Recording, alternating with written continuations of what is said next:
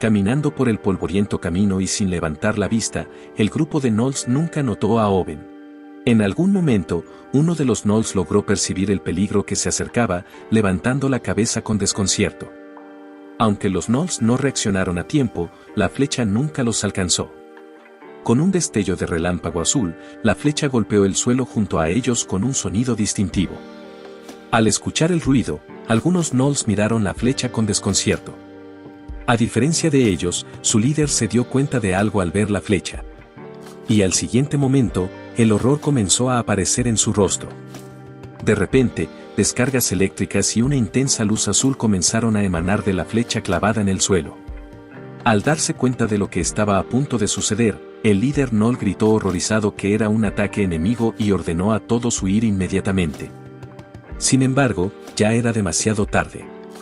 Los gnolls, que se sentían bastante despreocupados, no podían ni siquiera pensar que una flecha clavada en el suelo pudiera lastimarlos.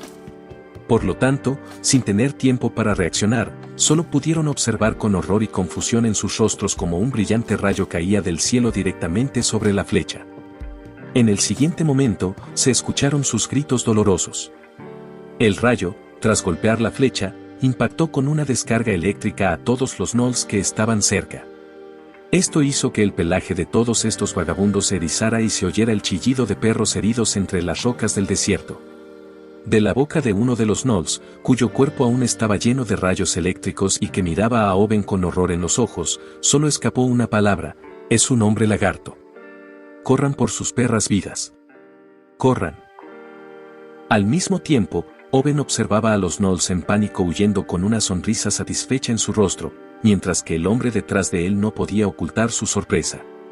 Cuando el hombre recobró el sentido, Owen se volvió hacia él con una sonrisa y le dijo que se llamaba Owen y estaba encantado de conocerlo, pero al escuchar ese nombre famoso, el hombre ni siquiera podía creer quién estaba frente a él. Le preguntó si era realmente el legendario Owen. Incapaz de creer su suerte, se sentía afortunado de conocer a un miembro tan famoso de la tribu de los lagartos. Owen suspiró profundamente.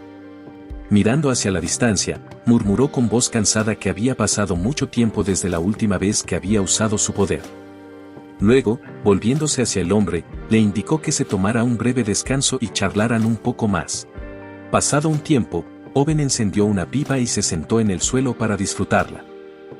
Observando al lagarto, el hombre recordó que el objeto en sus manos era una pipa para fumar. Según las historias, era utilizada por unos pocos lagartos de escamas negras electos como una herramienta ritual con la que fumaban tabaco después de usar sus poderes. Al notar el silencio del hombre, le dijo que si tenía algún deseo, podía preguntarle sobre cosas que le interesaran. Sin querer perder tal oportunidad, el hombre preguntó directamente por qué se sometía a alguien más cuando él mismo tenía una habilidad tan fuerte. Viendo que Owen no reaccionaba a sus palabras, explicó que no hablaba de traición ni de derrocar al líder tribal actual. Hasta donde sabía, Owen solía ser conocido como un vagabundo solitario y peligroso.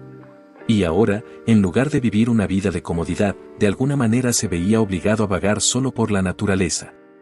El hombre se preguntaba en qué se estaba perdiendo y que no se daba cuenta. Después de escuchar al hombre, Owen exhaló otra nube de humo blanco. Luego, sonriendo como si hubiera escuchado una historia divertida, respondió que tenía sus razones. Dirigiendo su mirada al hombre que lo miraba con perplejidad, dijo que tenía demasiados pecados como para llevar una vida tan despreocupada. Mirando al hombre con su expresión inmutable, Owen dijo que muchos miembros de su tribu realmente lo habían perdonado y ya no guardaban rencor contra él. Sin embargo, para él personalmente, era una cuestión de expiación personal.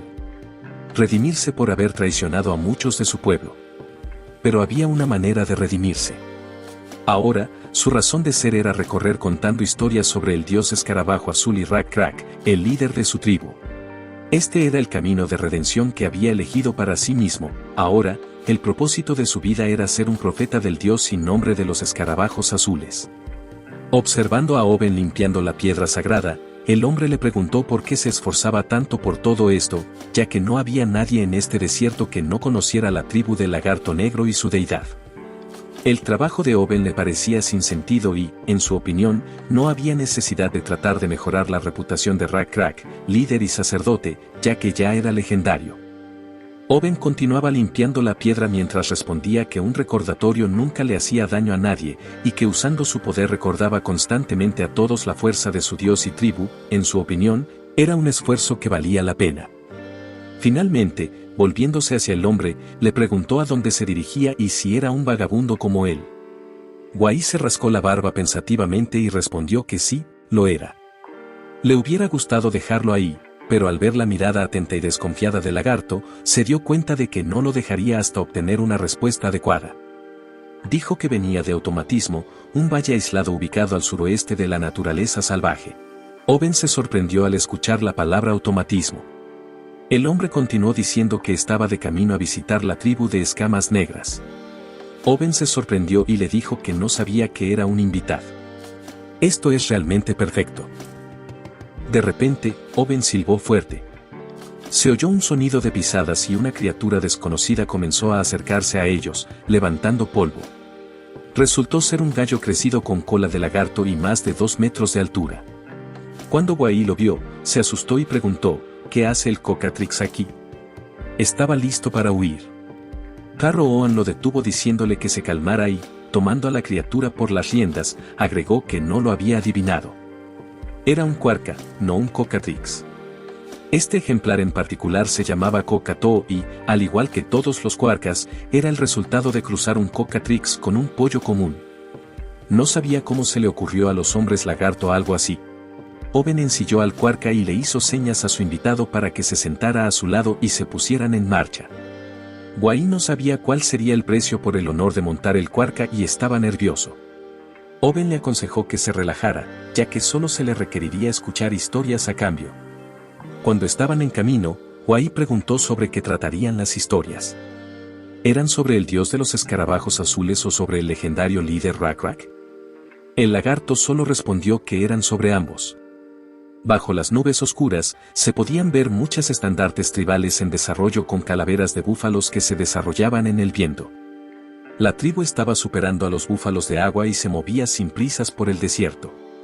Enfrente, Rak-Rak estaba sentado en un quirk. Un mensajero se acercó a él desde atrás, trayendo tristes noticias. El antiguo astrólogo había estado enfermo durante mucho tiempo y la vida se le escapaba día a día. Los curanderos de la tribu creían que ahora vivía sus últimas horas y estaba en alerta máxima para un encuentro con su deidad. Rak-Rak inmediatamente preguntó si el astrólogo le había preguntado por él. El mensajero respondió que sí.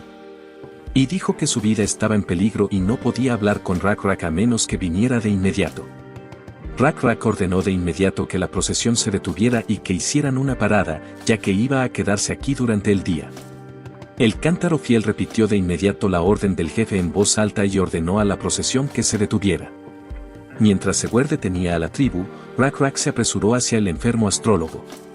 Fue recibido por Yell, que se alarmó por la parada de su procesión y se preguntó cuál era el problema. Rak-Rak respondió que aparentemente el astrólogo quería verlo. También dice que su vida está en peligro. Dado que este viejo sabio ha predicho correctamente los días que nos esperan, así como los suyos propios, es probable que tenga razón esta vez. Luego, mirando a la confundida Yell, le explicó que el astrólogo siempre fue bueno para prever el futuro y que ella debería preparar un funeral para él. Yell bajó la cabeza y le dijo al partiente Rak-Rak que no se preocupara y que dejara todo en sus manos. Incluso el Cocatrix y el Quarka, como si sintieran la atmósfera opresiva y pesada, bajaron la cabeza. Yell miró al cielo estrellado, que pronto se uniría a otra estrella, y murmuró para sí misma que iba a ser una noche triste. Dirigiéndose hacia la tienda donde se encontraba el astrólogo por el momento, Rak-Rak reflexionó sobre quién pensaba que era. El viejo lagarto había hecho mucho por él y el resto de los lagartos de mejillas negras. Cuando Rak-Rak entró en la tienda del astrólogo, el herbolario de pie junto a su cama lo miró cansado. Rak-Rak inmediatamente se preguntó si estaba bien. En algún lugar en el fondo de su mente, sin embargo, ya sabía la respuesta a su propia pregunta. El herbolario se puso de pie y respondió tristemente que el anciano había vivido demasiado y ahora estaba muy cansado. Comenzó a decir que había estudiado y enseñado a muchas personas, había viajado a lugares donde nadie había puesto nunca un pie. Como para confirmar sus palabras, el astrólogo dijo que estaba muy cansado. Como si hojease las memorias de su vida, concluyó que había hecho muchas cosas en su vida. Recordó cómo había viajado y visitado muchos lugares y países, aprendido muchas cosas nuevas. Uno de sus recuerdos más preciados y agradables era aquel en el que conoció a Rack-Rack. Sin embargo, todas las cosas buenas siempre llegan a su fin. Tumbado en su cama con los ojos cerrados, le dijo a Rack-Rack en una voz tranquila que solo había una cura para su enfermedad, en la que se sentía cansado y agotado. Dijo que se iba a dormir para siempre. Tan pronto como el herbolario salió silenciosamente de la tienda, solo quedaron Rack-Rack y el astrólogo en su interior. Al siguiente momento, la tristeza se reflejó en el rostro incluso de un guerrero valiente y fuerte como Rack-Rack.